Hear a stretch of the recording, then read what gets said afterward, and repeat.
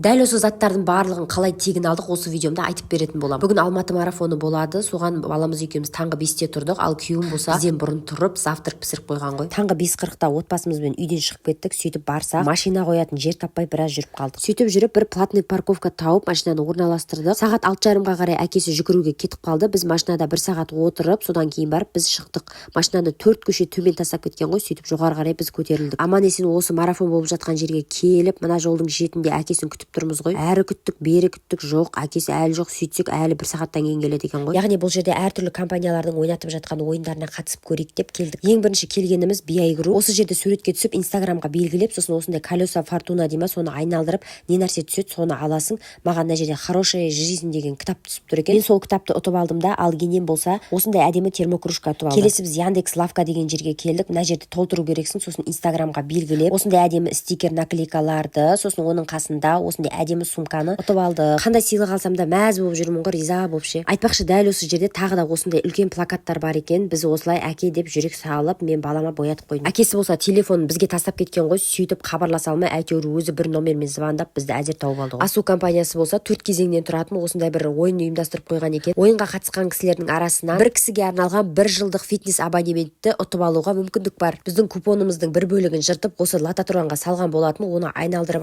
әртүрлі ұтыс иегерлерін анықтады. Оның ішінде осындай шоппер бар екен. Мә, соның біреуі маған түсті ғой, қатты қуанып кеттім. Сөйтсем, бұл шоппердің іші бос емес екен, ішінде заттармен бірге берген ғой. Қазір ішін распаковка жасап сіздерге көрсететін боламын. Шоппер осындай кнопкамен ашылып жабылады. Оның ішкі жағында еще мынандай замогымен қалтасы бар екен. Жаңа телефон, ақша бірдеңке салып қойғанға күшті екен. Сосын мынандай әдемі кепкасы бар екен. Бағана осы кепканың біреуі күйеуіме бұйырып, біреуі маған жетпей қалып еді. Осы жолы шоппердің ішінен шыққанына өте қатты қуаныштымын. Келесі бізде осындай Асудың әдемі футболкасы шықты. Одан кейін бізде соңғы зат бутылка держатель дейді. Ондайды бірінші рет көріп тұрғансың ғой. Мен сияқты бірінші рет көріп тұрғандарыңыз болса, комментарийға жазып кетіңіздер. Осылардан басқа қандай сыйлықтар алдық, екінші бөлімде салатын болам, күтіңіздер.